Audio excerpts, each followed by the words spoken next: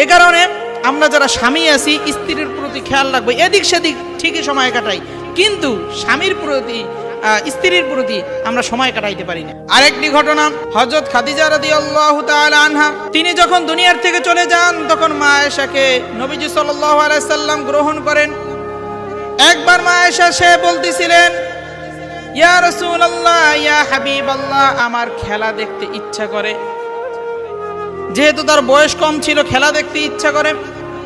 দুজাহানের বাচ্চা আখিরি নবী, যার নাকি সময়ের এত মূল্য ছিল যা বলে শেষ করা সম্ভব না, তিনি একজন প্রেসিডেন্ট ছিলেন, তারপরেও তার সময়কে, তার কর্মকে পেছনে রেখে তার খেলা দেখাটাকে গুরুত্ব দিয়ে তাকে খেলা দেখার জন্য নিয়ে গেলেন।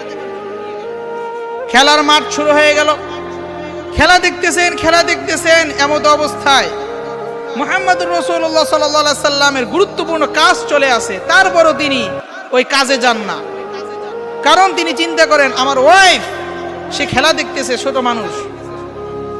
এই কারণে আমরা আমাদের স্ত্রীদের উপর সহানুভূতিশীল হব। শুনেন, আমরা মনে করি স্ত্রীকে নিয়ে একটু বাইরে বের হইলে কি না জানি হয়ে যায়, পর্দার খেলাফ হয়ে যায়। না, তারা তো ঘরের মধ্যে বন্দী থাকবেন। আমাদের মা বোনরাও তো বাইরে বের হবে, বাহিরের দৃশ্য তাদের তো দেখতে হবে। কারণ আল্লাহ রাব্বুল আলামিন তো দুনিয়াকে ভ্রমণ করার জন্য বলছেন, সেখানে স্ত্রীদের কথা নিষেধ করেন নাই। আল্লাহ রাব্বুল আলামিন আমাদের মুসলিম জাতি প্রত্যেককেই বলেছেন, তোমরা আমার দুনিয়াকে ভ্রমণ করো এবং দেখো। সে সুবাদে আমরা স্ত্রীদেরকে নিয়ে ভ্রমণ করব। এ কারণে স্বামী যারা আছি স্ত্রীদের উপর সহানুভূতিশীল হব, এবং স্ত্রীর প্রতি স্বামীর যেটা গুরুত্বপূর্ণ একটি বিধান রয়েছে, সেটি হচ্ছে গিয়ে মোহর আদায় করা।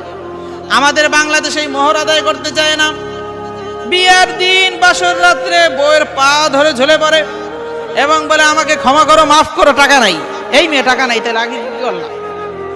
অল্প তো, তোমাকে তো লক্ষ কোটি টাকা দিতে বলে না। আমাদের দেশে এই যে লাখ লাখ টাকা মোহরানা ধার্য করে থুয়ে দেয়, মনে করে এটা কামিন, সেটা ভাইবে মোহর ধার্য করে থুয়ে দেয়, কিন্তু আদায় করা হয় না। যা পারবেন, 5,000 পারেন, 10,000 পারেন, যতটুকুন পারেন, এটা আপনি আদায় করবেন।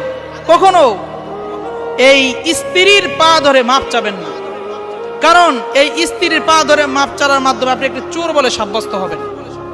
এ কারণে স্বামীর প্রতি স্ত্রীর যে কর্তব্যগুলো রয়েছে সেটিও মানতে হবে, এবং স্ত্রীর প্রতি স্বামীর যে কর্তব্যগুলো রয়েছে সেগুলোও মানতে হবে। এর থেকে বিন্দু মাত্র পেছনে হটা যাবে না।